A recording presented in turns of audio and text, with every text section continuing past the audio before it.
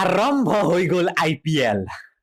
আজিৰ পৰা কি জানি অসমত বহু মানুহৰ ঘৰত ৰাতি ৰাতি কাজিয়াই লাগিব যে মাইক জীয়েকে কব আমি চাম অৰ্ধাংগিনী বা এনেকুৱা টাইপৰ কিবা সিৰিয়েল ইফালে বাপেক পুতেক অলৰেডি ব্যস্ত হৈ আছে সাজু হৈ আছে ৰিমোট দখল কৰি থৈ দিছে IPL চোৱাৰ বাবে আৰে তো ভাই আমি IPL চামে নিদিও সিহঁতক অৰ্ধাংগিনী চাব চাওক পিছত দিব নহয় আৰু সেইবিলাক চাওক কিন্তু আমি IPL পুৰা লাইভ চামে কাৰণ IPL আমাৰ উৎসৱ হয় আৰু আজি এই IPL আৰম্ভ হোৱাৰ সুযোগতে চান্স পে ডেন্স মাৰি মই আপোনালোকক কিছুমান এনেকুৱা টেকনলজিৰ কথা ক'বলৈ গৈ আছো যিবিলাক টেকনলজি আজিকালি ক্ৰিকেট চোৱাৰ মজা বহুত বেছি বঢ়াই দিছে আজিকালি আমি ষ্টেডিয়ামত কৈও টিভিত ক্ৰিকেট চাই বেছি ভাল পাওঁ কিয় ভাল পাওঁ বাৰু টেকনলজিৰ বাবে তো ভাল পাওঁ যে বলটো কিমান স্পিডত দিছে আউট হৈছে নে নাই মানে লাগিছে নে নাই বেটত সকলো কৈ দিব পাৰে টেকনলজিৰ সহায়ত বা স্টাম্প কেইদিলে আজিকালি জ্বলি উঠে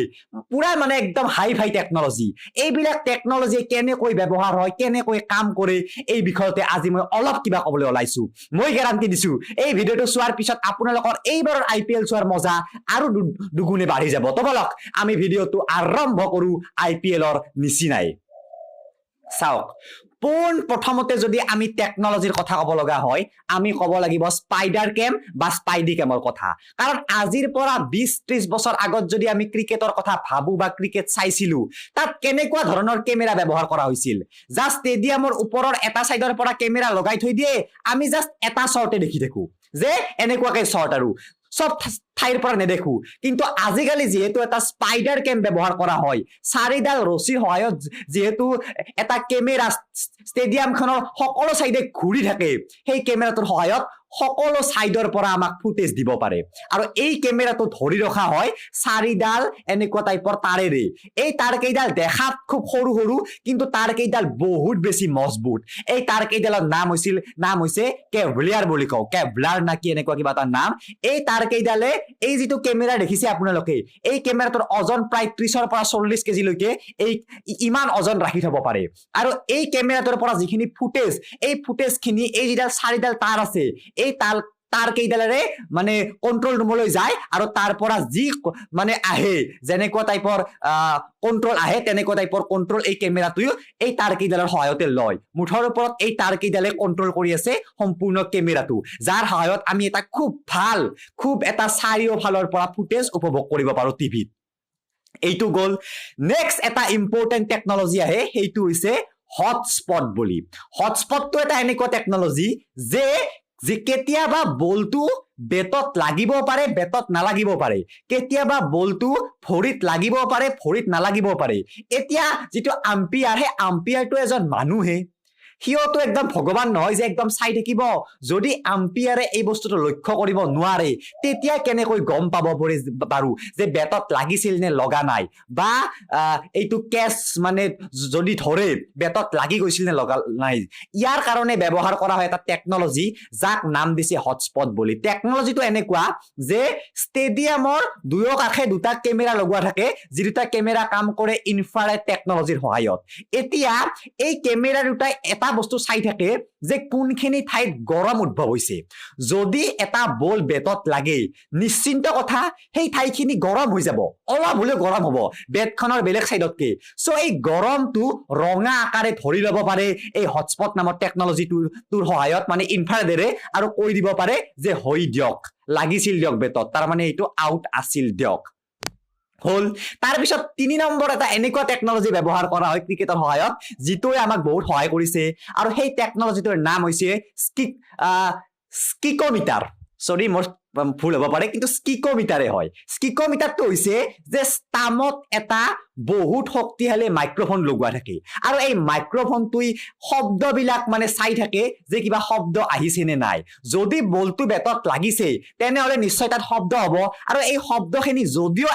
আম্পায়াৰে শুনিব নোৱাৰে কিন্তু এই শব্দখিনি যিটো ষ্টাম আছে সেই ষ্টামৰ যিটো মাইক্ৰোফোন আছে এই মাইক্ৰোফোনে শুনি লয় আৰু আমাক কৈ দিব পাৰে এটা গ্ৰাফৰ সহায়ত যে লাগিছিল দিয়ক মানে হিয়ত বলটো বেটত লাগিছিল দিয়ক এনেকুৱা টাইপৰ কৈ দিব পাৰে সো তিনটা টেকনলজি পালো তাৰ পিছত আৰু কিছুমান এনেকুৱা টেকনলজি আছে আমি জানোৱে যে LED ষ্টাম্প আছে যেটো LED বেল বিলাখন জ্বলি পৰে যেতিয়ালৈকে এইটো অহা নাছিল আমাৰ মানে অলপ কনফিউজন আছিল যে কেতিয়াবা এনেকুৱা হয় বলটো ষ্টামত লাগে কিন্তু বেলটো নপৰে তো আমাৰ এনেকুৱা লাগে যে পৰিছে নে নাই কিন্তু আজিকালি এনেকুৱা টেকনলজি আহি গ'ল যে অলপ মানুহ যদি মানে বেলটো ষ্টামৰ পৰা অলপ মানুহ যদি সাইড হৈছে বা অলপ ভাইব্ৰেচন হৈছে সেইডাল জ্বলা আৰম্ভ কৰে সো আমি গম পাই যাও আউট হৈছে নে হোৱা নাই সো এইটো টেকনলজি বহুত সহায় কৰিলে তাৰ পিছত আৰু এনেকুৱা সৰি মোৰ লাইন গ'ল সেইকাৰণে মানে অলপমান হেই হৈ গ'ল আনকাট ভিডিঅ' হয় সো মই কৈ দিছো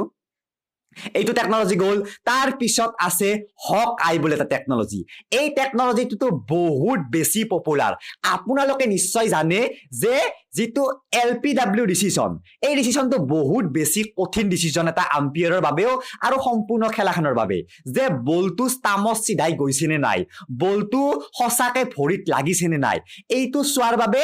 কেতিয়াবা মানে ফেইল হৈ যায় আম্পায়াৰো সো এই হক আই টেকনলজিটো ব্যৱহাৰ কৰা হয় এই টেকনলজিটোৰ সহায়ত কি কৰিব পাৰে জাস্ট ট্ৰান্সপাৰেন্ট হিচাপে এনেকুৱা ষ্টাইলত বলটো কোনখিনি জাগাৰে গৈছে কোনখিনি জাগাত পৰিছে সকলো বস্তু কৈ দিব পাৰে আৰু ইয়াৰ কাৰণে ব্যৱহাৰ কৰা হয় 6টা কেমেৰা ষ্টেডিয়ামৰ চাৰি সাইডত লগোৱা থাকে আৰু এই কেইটা কেমেৰাই চাই থাকে যে বলটো কিমান স্পিডেৰে গৈছে কি গৈছে এনেকুৱা টাইপৰ কথা এই কেইটা মেইন টেকনলজি তাৰ ওপৰতো কিছুমান সৰু সৰু টেকনলজি আছে যেনেকুৱাকে আমি ক'ব পাৰো বলৰ স্পিডটো কেনেকে মানে তেওঁলোকে হেই কৰি ল'ব পাৰে উলিয়াব পাৰে সেইটো উলিয়াব পাৰে যে আজিকালি যি স্পিড মিটাৰ আছে পুলিচে যি ৰাস্তাত যি গাড়ীৰ কিমান স্পিড